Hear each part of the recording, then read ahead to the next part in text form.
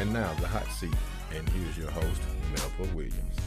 Welcome to the hot seat with me, Melva Williams. Today we have a very special guest, Miss Chloe Duplesis. How are you? I'm well. Thank you for having me. I am so glad you're here. This brings you. back memories. It does. It does. So for those of you that don't know, Chloe and I went to high school together. Yes. Yeah, Booker T. Washington High School, right here in Shreveport, Louisiana. Mighty Lions. Yeah, go Lions, right.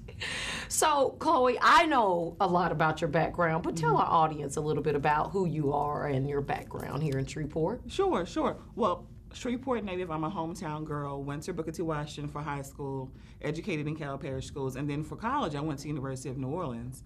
Actually, because our counselor at the time, Mr. Art Wellborn, recommended UNO. Had never heard of UNO. It's just a testament to how God can move in your life, because that decision kind of set me on a course that I'm still seeing fruit from literally 20 plus years later. Wow. Went to UNO and had a wonderful experience, majored in international relations and urban studies, lived abroad for a year or so in Prague, Czech Republic, and studied at Charles University. Wow, and see, I didn't know that. Yeah. I did not know that. So what prompted you to move to the Czech Republic? Well, it's so funny because I went to my student advisor and I asked him, I said, I really want to go abroad. It's a component of our program. So he said, oh, so you want to go to South America or you want to go to Africa?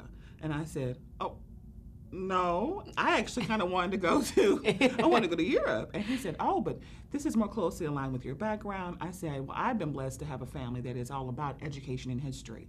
So I know my history. I said, but I know to be competitive in this industry, because I wanted to work for the UN, I need to know about everyone's history. Sure. I said, and I've always had a love for all things European. I said, so let's go ahead and try this out. He said, you sure? I said, I'm sure. I'm absolutely ready. Sure.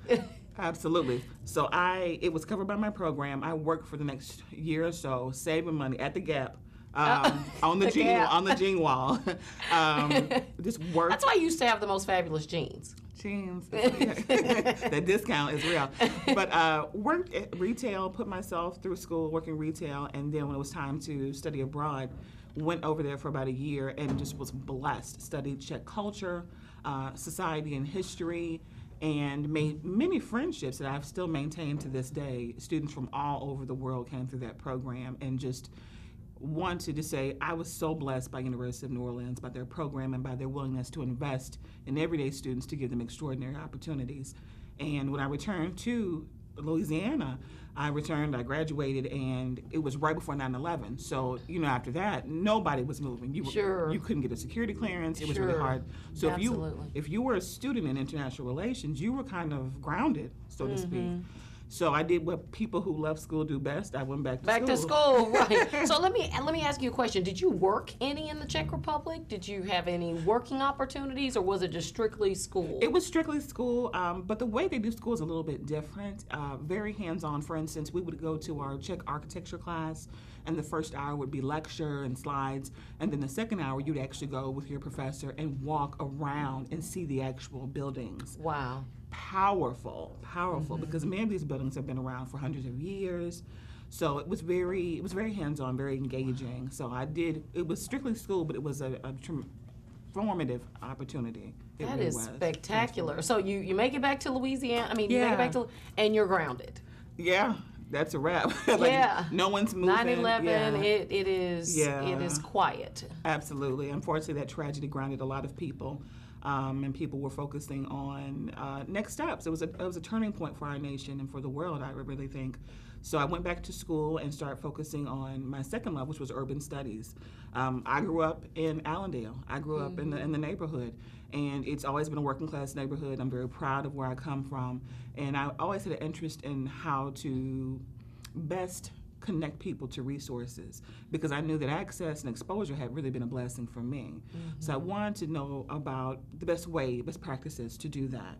And urban studies was a vehicle for me to kind of explore that a little bit. So I started working in the College of Urban and Public Affairs at University of New Orleans and going to school. So you're back in New Orleans? Back in New Orleans. All roads lead to... And all roads lead to New Orleans, because you've even been to New Orleans recently in your adult life. But okay, we'll get to that. Okay. Yes, I'm a big, That's my second home. All roads lead to New Orleans.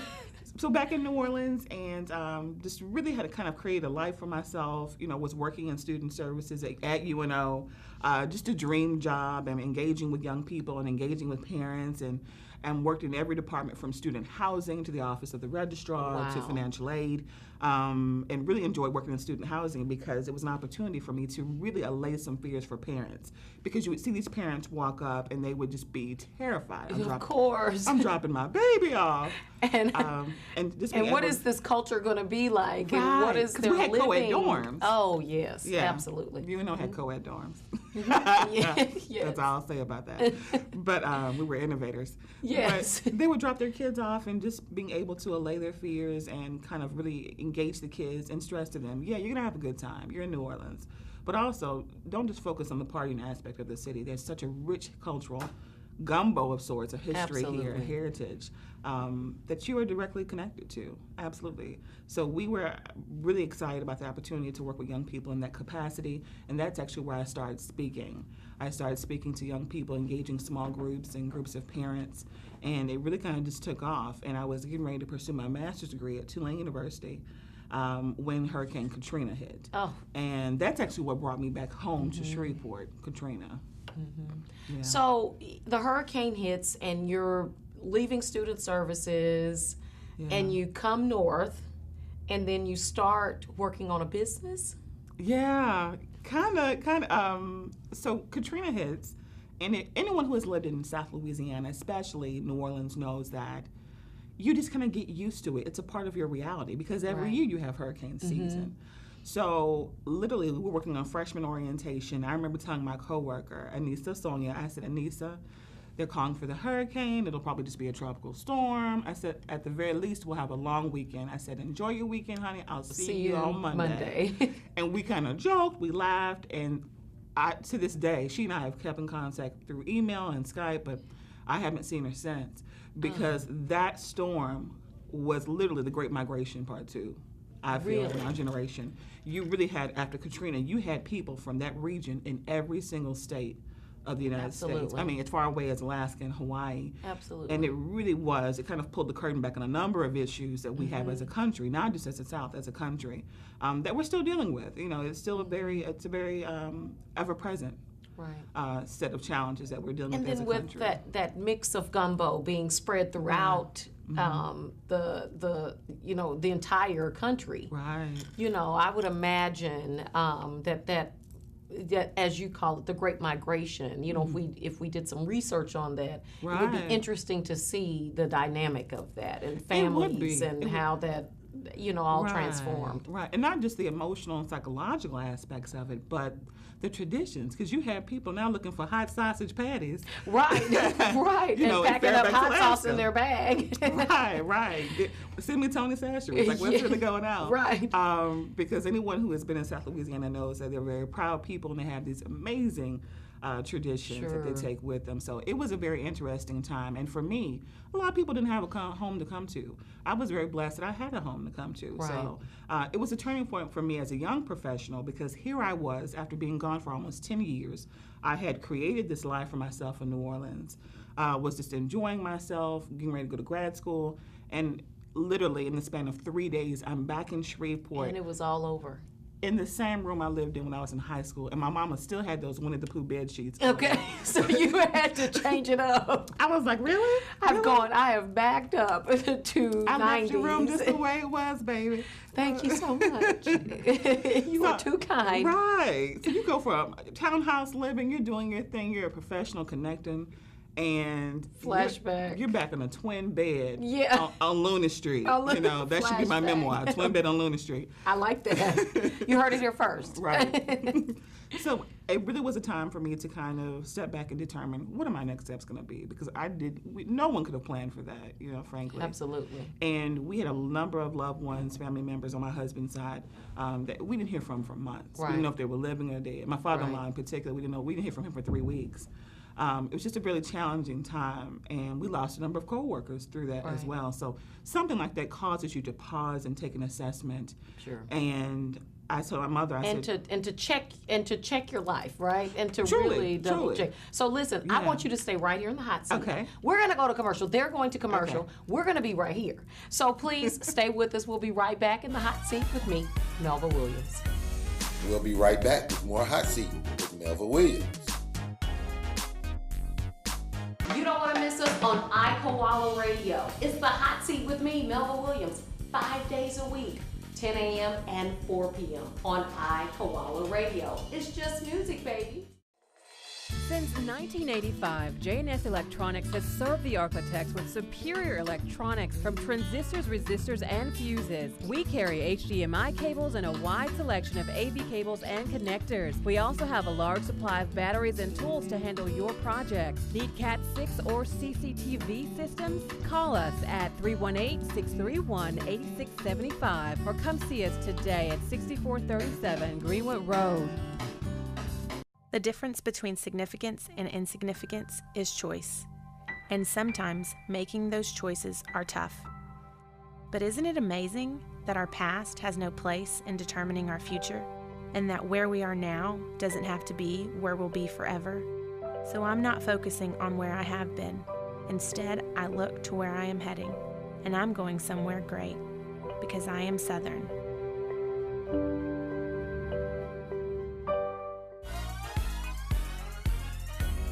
Welcome back to the Hot Seat with me, Melva Williams. Today, our special guest is Miss Chloe Duplesis, business owner, advocate. I mean, I can go on and on of all of the great things that I think of you. So, I mean, truly, truly, truly, yeah. I've watched. No pressure. Yeah, no pressure. But I've watched your transition, you know, and your advocacy and all of that for people and making people better. And so that has just always impressed me about you. Oh, thank as you. You've come back to Shreveport. Like I said, I kind of missed you when you were in New Orleans. You know, that was like almost pre-Facebook time. You know, thankfully. Yes, thank goodness. Especially if you're running for office. Absolutely, absolutely. It was a simpler time. It was. So you come back. You know, Katrina brings you. You know, you take the Katrina train back to Shreveport. Right. You're back in your childhood bedroom with your Winnie the Pooh sheets. Right, back at home, all things familiar. And then you're starting, this new life. Yeah, yeah. And so one of those things incorporates a business, and you starting the Duplesis agency? Absolutely. And it really is. I feel it's a divine thing. As a woman of faith, I feel it's a divine thing, this journey. And when you're going through it, you don't know what's going on. You just, hopefully, if you have an open heart. Taking it day by day. Absolutely. So back in Shreveport, and at the time, Katrina hit, I had been promoted, and I was actually working in Tulane in financial services and student services, and that office actually got moved to Houston. And they said, well, I tell you what, we're not in New Orleans, but we're in the Houston campus for Tulane, and if you want to, you can come work in Houston for the foreseeable future. But no one knew how long that would be. Wow. Love Houston, not a fan of the traffic. Right. So I was like, I'm gonna pray on it. I'm good. Yeah. So decided to pass on that, and I told my mom, I said, you know what? There's a reason that I'm here. I haven't been here in almost 10 years. So I started volunteering, and I started volunteering at my alma mater, Booker T. Washington, and my high school librarian, Sandra Smallwood. Yes, Miss Smallwood. Much love, Miss Smallwood. Yeah. I reached out to her and I said, you know what? There's a need for these services, higher education services, college prep services. Here, I said, at home, do you mind if I come in and help some of the students? So at that time, that was the first phase of our business. It really was higher ed resources. Wow. And we came into the library, and she allowed me to come for 3 months and volunteer. And we did ACT prep, we did college prep, we mobilized young people, and I had students in there who no one had even planted the seed of college. They'd heard it swirling about their heads, but they didn't know it could be reality. There was no for them. predisposition of college, possibly. Absolutely. And what's interesting is that, in Shreveport, there are several colleges. I mean, there's LSU West, there's Southern. So, it is interesting that you have students that just don't have that thought that they, too, can access higher education. And again, people who were aware of the LSU Shreveports and the amazing legacy of Southern University at Shreveport. But a lot of the kids who live in underserved areas see it as something that's great, but just not for them. Sure. So our role during that season, I feel, was to really engage people and let them know, young people, that this can be your reality too. Now, it's not for everyone. Maybe you need a trade, or maybe you want to go directly into the workforce or the military. Absolutely. But if this is what you desire, you can do this too. So we started doing that, and through that, a business was birthed. We were still kind of pulling things together. And I was actually getting ready to go into business full bloom when I went to an engagement for my mom, a civil rights engagement at Mount Canaan. And for those who don't know, my grandparents filed the suit to desegregate Caddo Parish. Wow. So my mother is our own Ruby Bridges. Wow. My mom, Carolyn Jones. So they were honoring her at Mount Canaan. Went, and I actually ran into a man at the time who was a state rep, Cedric B. Glover. Yes. With the blockers and all of that, Yes. and the energy and the amazing personality. Yes. And my grandfather said, "This is my grandbaby, you know, I want you to talk to this young lady." And I met him, and I had heard about him, you know, but there's a bit of an age gap, so I was just like, he seems really progressive. He's a follow-through guy. Absolutely, absolutely. And he came to congratulate my mother after the service, and I shook his hand and I said, in my green, bubbly 26-year-old way, "Hi, I'm Chloe Haygood," at the time. Yes. And I want to do this, and I do this, and I'm back from New Orleans, and I want to make change. And I was just going a mile a minute, and he said, "You're the type of young person we want in Shreveport." He said, "Let's stay connected." So we did. And I didn't know at the time, but he was planning and really mulling over his first mayoral bid. Wow. The rest, as they say, is Black history. Yes, absolutely. After working in the community, I had a unsuccessful bid for school board. Everyone kept telling me, you know, we need young blood, run. Because I know, and you had volunteered and had that experience. And unknowingly laid the groundwork for my next steps. I just did it because there was a need and I had a desire to do so. And ran for school board, youngest person to do so at 26 in District 3. Oddly enough, 30 years to the year that my grandmother had the same seat. wow. So, you know, I'm just thinking, this is for me. This is it. This is my time. It wasn't for me, but it was for me because my setback was really a set up for that next transition. So those next several months, we walked the districts, we knocked on doors. I had people you got to know people. Yeah, and they were telling me, "Yeah, I'm not going to vote for you, baby. I don't think you're ready. It's real out there. But I appreciate you coming to my door." Yeah. Thanks for coming. Right, No bye. right. Here's a parting gift. Yes. A handshake. Yes. But through that, I really learned an abbreviated version of politics. It was my own boot camp of sorts.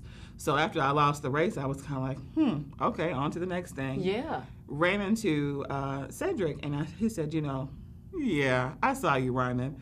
I wanted to let you, I wanted to let you do it. But give it a try." And I said, "Well, I tell you what, I would love to transition and be a part of a winning campaign. Can I volunteer and work with you?" He said, "Absolutely." So for the next several months, I managed his social media, the youth vote, and the church vote. And myself and Andrew Randall, we mobilized the churches. That was election day buses. That was getting people out. I mean, literally the day of election, I'm holding someone's baby up here on the Cooper Road.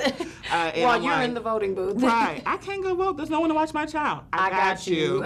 Yeah. I'm holding, little Keisha. And I'm like, "Go, baby, go. It's Vote. 7:30. I got the baby. Yes. So we did that, and just so blessed to be a part of that movement. And that night that he won was just a historic night. It absolutely. You Absolutely. know. The energy in the city, Yeah. how so many different generations and races came together to Truly. elect such a great mayor. Absolutely, absolutely. And just so proud to be a part of that. And I remember my grandfather, teary, sitting in his living room in the recliner saying, "I just didn't know that we would see that in our time." Sure. And that blessed me to be a part of that. And it still blesses me when I reflect upon it.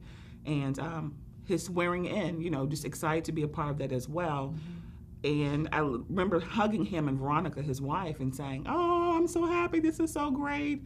And he said, "Okay, what are you about to do now?" I said, "Oh, I don't know. I hadn't thought about that. We're still celebrating. And I had my Dillard sales suit on, and I was kind of hungry. I was like, I really want a Piccadilly plate. So Right. what you got going on? Yeah. I was like, "Are we going to eat? What are we doing?" And he said, "Go to City Hall and start answering the phones."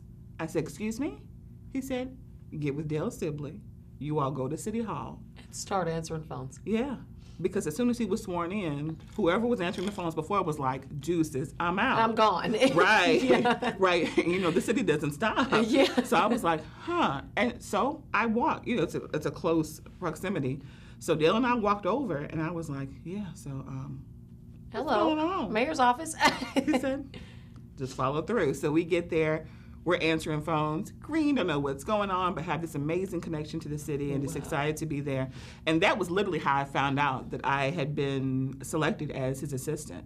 There was never this meeting where he just said, I want you to be my assistant. Yes, and here's your job description. Absolutely. And all of that. All of that came in the weeks that followed because we had to assess systems, survey the administration. Absolutely. And it was just, for me at that time, I was 27.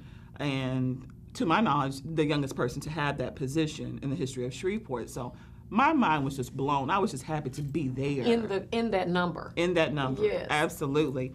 And the next 4 years, we hit the ground running. And those who know, he'll always be Mayor Glover to me. Those who know Mayor Glover, he's the person that inspiration is consistently coming. Mm-hmm. So all those community-based initiatives, public safety, all those things, I had the opportunity to work on those things, manage his schedule, and actually create 2 programs that still exist.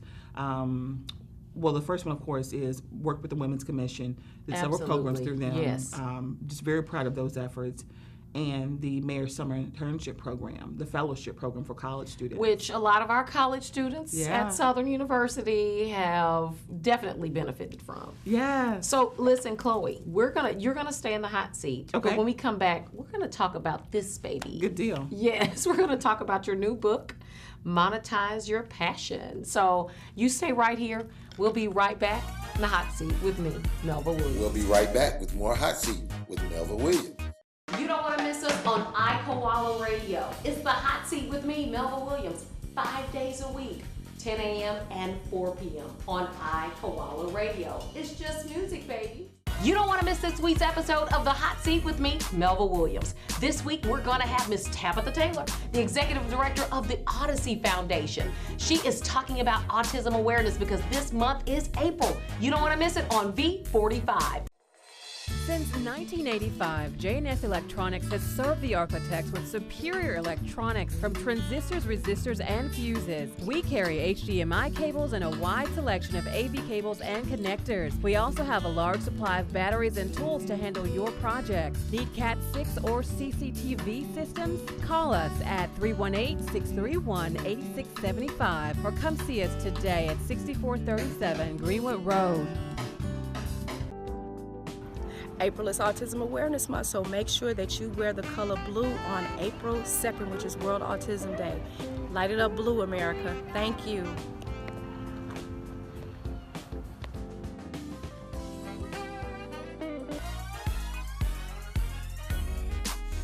Welcome back to the hot seat with me, Melva Williams. Today, our special guest is Miss Chloe Haygood Duplesis, right? Because if you know her from Shreveport as a little girl, you know her as Chloe Haygood, right? Right.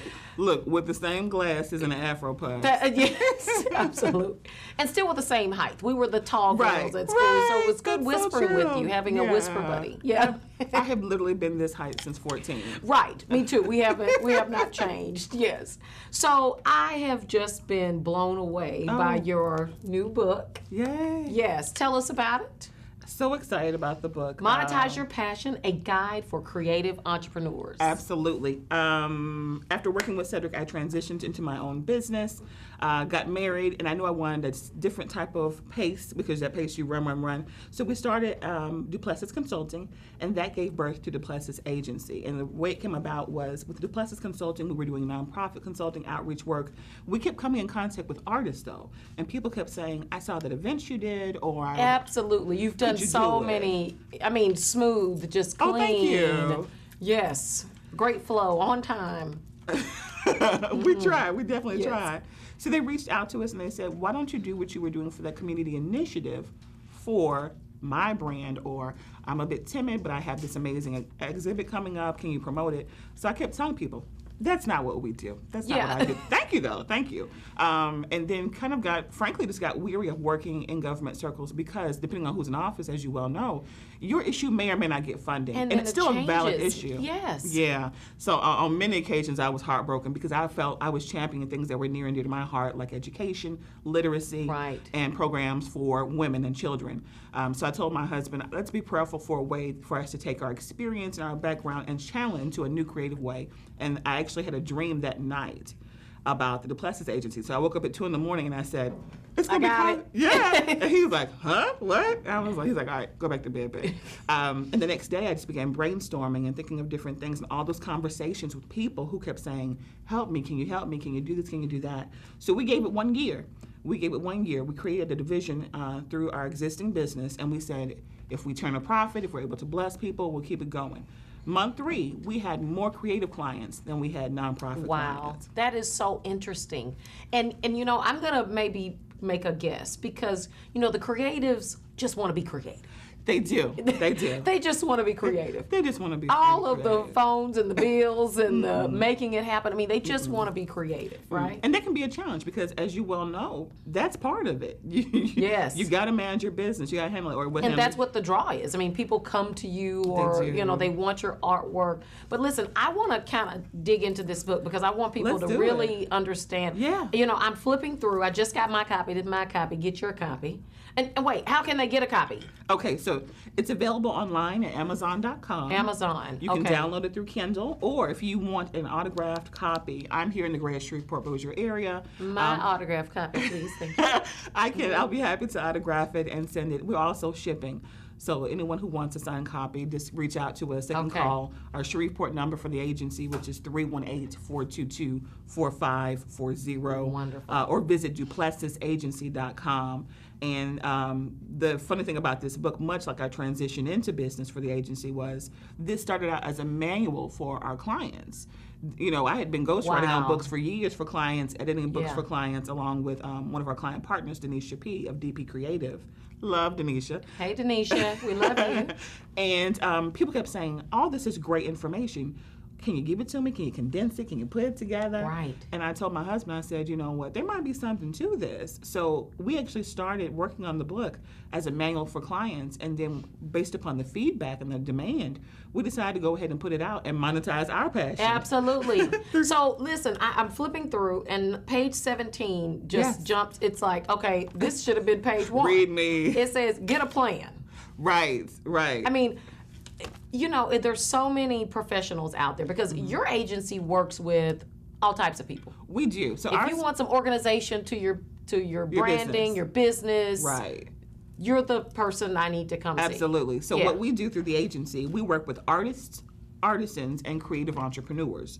So that encompasses everyone from the person who wants to become a blogger or a screenwriter to the person who is a techie who has the next great app. Right. Or visual artists. We work a lot with visual artists here locally. So, and in the New Orleans area. So that's what we do. People essentially come to us for branding and business development. We free them up to create. We do. We also have a speaking division. Wow. Angelique Feaster-Evans is one of our speakers. I'm so excited about her. Yes. AngeliqueFeaster.com is the website. And she actually has a speaking tour she'll be doing coming up this year. But we engage people at all levels of artistry. We develop a plan with them because you got to have a plan. Right. That's she says this is part number 1. Get a plan. Number 1. Get a plan. And through that plan, we allow them to develop goals. And to me, people say, oh, I have so many goals. Oftentimes, those are ideas. Those are not goals because a goal has an actual date. It holds you accountable. It holds you accountable. Well, listen, I don't want you to give it away because I need them to go and buy this book. Right. Go and buy the book. Chloe, I can't believe our time is up, right? I know, because we have, I mean, I could talk to you 2 more hours about all that she does. But if you don't do anything else today, I need you to go get this book, Monetize Your Passion, a guide for creative entrepreneurs. I know you're an entrepreneur. I know you want to get this done. Absolutely. Buy the book. We'll see you next time on The Hot Seat. Thank you, Chloe. Thank you. This is great.